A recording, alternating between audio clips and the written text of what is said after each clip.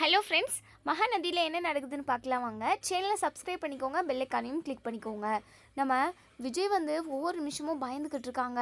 இப்போது காவேரி வந்து விஜய்கிட்ட ஃபோன் பண்ணி, இங்கே பாருங்கள், நீங்கள் எப்போவும் உஷாராகவே இருங்க, எனக்கு என்னமோ பயமாக இருக்குது, வெண்ணிலா ரொம்பவே சீரியஸான கண்டிஷனில் இருக்கா, இந்த பசுபதி வேறு ஏதாவது திட்டம் போட்டு உங்களை உள்ளே தள்ள பார்ப்பான், நீங்கள் சேஃப்டியாக இருங்க அப்படின்னு சொல்கிறாங்க. அது எல்லாத்தையுமே நான் பார்த்துக்கிறேன் காவேரி, நீ எதுக்காகவும் கவலைப்படாத அப்படின்னு சொல்லி பேசிக்கிட்டு இருக்காங்க. இன்னொரு சைடு பசுபதி வந்து இங்கே நம்பிராஜன்கிட்ட சொல்கிறாங்க, இங்கே பார், நான் சொல்கிற மாதிரி நீ கரெக்டாக சொல்லணும், இப்போது மீடியாக்காரவங்கள நான் வர வச்சிருவேன், நீ என்ன பண்ணுற, வெண்ணிலா உயிருக்கு போராடிக்கிட்டு இருக்கா, என் அக்கா பொண்ணு வெண்ணிலாவை உயிரோடு நான் திரும்ப பார்க்கணுன்னா என்னன்னு தெரியல, இதுக்கு காரணமே இந்த விஜய் தான், விஜயை வெளியே விடவே விடாதுங்க, அவனை தயவு செஞ்சு உள்ளே தூக்கி போட்டுருங்க, ஜெயிலுக்குள்ளே போட்டுருங்க, படுப்பாவி, அவனால தான் என் அக்கா பொண்ணு வெண்ணிலா இப்படி ஒரு சுச்சுவேஷனில் சூழ்நிலையில் இருக்கா அப்படின்னு சொல்லிட்டு சொல்கிறாங்க.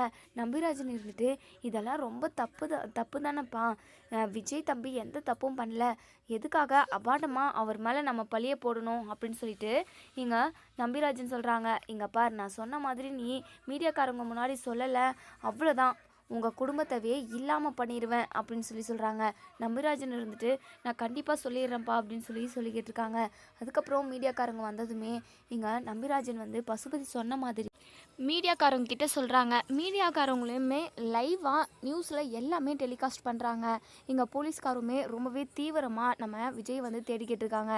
இந்த நியூஸ் எல்லாத்தையுமே சாரதா குடும்பத்தில் உள்ளவங்க எல்லாருமே பார்க்குறாங்க. சாரதா பயங்கர டென்ஷன் ஆகுறாங்க. உடனே எங்கள் பாட்டிமா கிட்ட சொல்கிறாங்க, பார்த்தீங்களாத்த, இந்த விஜயால் தான் வெண்ணிலா இப்போது உயிருக்கு போராடிக்கிட்டு இருக்கா, பாவம் அந்த பொண்ணுக்கு அப்பா அம்மா கூட இல்லை, அதை நினச்சியாவது அந்த விஜய் தம்பி வெண்ணிலாவை கல்யாணம் பண்ணியிருந்துருக்கலாம்ல, வெண்ணிலாவை லவ் பண்ணுற மாதிரி ஏமாற்றிட்டான் அந்த பாவி அப்படின்னு சொல்லிட்டு விஜயை பயங்கரமாக திட்டிக்கிட்டு இருக்காங்க. இன்னொரு சைடு இங்கே விஜய் இருக்கிற இடத்த கண்டுபிடிச்சி போலீஸ் வந்து அரெஸ்ட் பண்ணி கூட்டிகிட்டு போயிடுறாங்க. விஜய் எத்தனையோ டைம் சொல்கிறாங்க, சார் நான் எந்த தப்பும் பண்ணல சார், வெண்ணிலா மேலே எப்போவுமே நான் பகையாக நான் எப்போவுமே அவளை நினச்சதே கிடையாது, அவள் நல்லா இருக்கணும், அவன் வாழ்க்கை நல்லா இருக்கணும்னு சொல்லிட்டு தான் நான் எப்போவுமே நினைப்பேன், அவளோட சாவுக்கு நான் எப்படி சார் காரணமாக முடியும், அவளாக தற்கொலை பண்ணிக்கிட்டா, அதுக்கு நான் என்ன சார் பண்ண முடியும் அப்படின்னு சொல்லவும், எல்லாத்துக்கும் நீ சம்மந்தப்பட்டிருக்க, அதனால தான் உன்னை அரெஸ்ட் பண்ணி கூட்டிகிட்டு வந்திருக்கோம், அது மட்டும் இல்லாமல் வெண்ணிலா அவங்க மாமாவே நீ தான் அதுக்கு காரணம்னு சொல்லிட்டு பேட்டியெல்லாம் கொடுத்துருக்காங்க, இது மீடியா நியூஸ் அங்கே இங்கேன்னு சொல்லிட்டு பரவிக்கிட்டு இருக்கு, நீ இப்போதைக்கு வெளியே இருக்கிறதில்ல உனக்கும் நல்லதில்லை எங்களுக்கும் நல்லதில்லை, நீ இப்போதைக்கு கொஞ்ச நாளைக்கு ஜெயிலுக்குள்ளே தான் இருக்கணும் அப்படின்னு சொல்லிட்டு லாக்கப்பில் போட்டுடுறாங்க. இங்கே விஜய் எவ்வளோ சொல்லியுமே போலீஸ் வந்து கேட்கறதில்ல.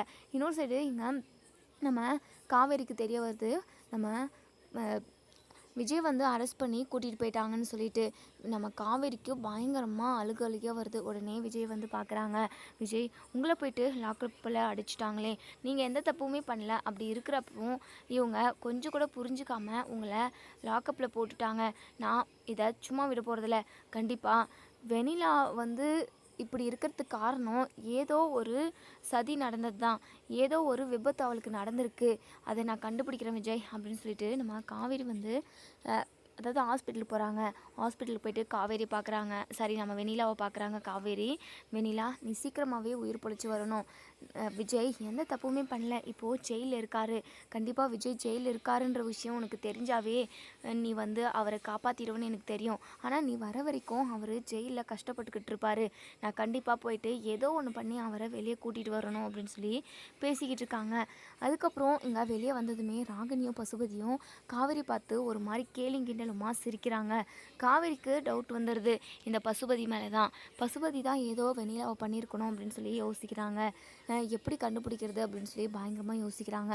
அதுக்கப்புறம் இங்கே நம்பிராஜனை தனியாக கூட்டிகிட்டு போயிட்டு நம்பிராஜன்கிட்ட, இங்கே பாருங்கள், விஜய் மேலே எந்த தப்புமே இல்லை, வெண்ணிலாவுக்கு திடீர்னு இப்படி ஆயிருக்கு, உண்மையாகவே வெண்ணிலா அவளாக மாடியிலேருந்து குதிச்சிட்டாளா, தற்கொலை பண்ணிக்கிட்டாளா அப்படின்னு சொல்லி கேட்குறாங்க. இங்கே நம்பிராஜன் வந்து தயங்குறாங்க, அது வந்து அப்படின்னு சொல்லி பயப்படுறாங்க. இங்கே பாருங்கள், பயப்படாதீங்க, அந்த பசுபதி உங்களை ஏதாவது மிரட்டி வச்சுருக்கானா, எதுவாக இருந்தாலும் என்கிட்ட சொல்லிடுங்க ப்ளீஸுங்க, விஜய் தப்பே பண்ணல, அவர் ஜெயிலுக்குள்ளே இருக்கார், இருக்காரு அப்படின்னு சொல்லி கேட்குறாங்க. மனசு கேட்காம நம்பிராஜன் வந்து எல்லா உண்மையுமே சொல்லிடுறாங்க. மாடியிலிருந்து வெண்ணிலாவை தள்ளிவிட்டது இந்த பசுபதி தான். இவன் என் குடும்பத்தவே உண்டுலன்னு பண்ணிடுவேன் அப்படின்னு சொல்லி என்னை மிரட்டி வச்சுக்கிட்டு இருக்கான். எனக்கு ரொம்ப பயமாக இருக்குமா அப்படின்னு சொல்லி சொல்கிறாங்க. நீங்கள் கவலையே படாதீங்க, உங்கள் குடும்பத்துக்கு எதுவும் ஆகாது, அதே மாதிரி வெண்ணிலாவும் உயிர் பிழைச்சி வந்துருவா அப்படின்னு சொல்லிட்டு காவேரி சொல்கிறாங்க. நம்ம காவேரி வந்து விஜயை ஜெயிலுக்குள்ளேருந்து வெளியே எடுக்கணும் அப்படின்னு நினைக்கிறவங்க இந்த வீடியோக்கு லைக் பண்ணி கமெண்ட் பண்ணி தருவீங்க. தேங்க்யூ.